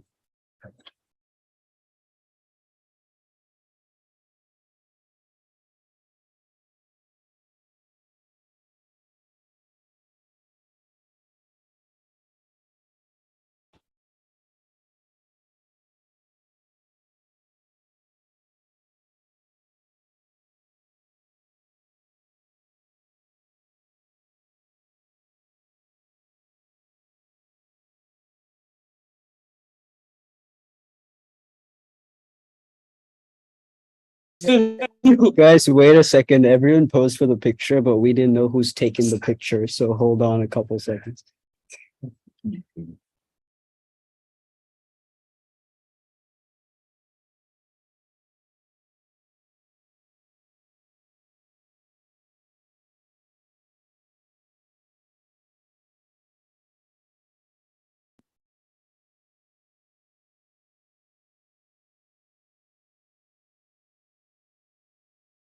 Wait, who's taking the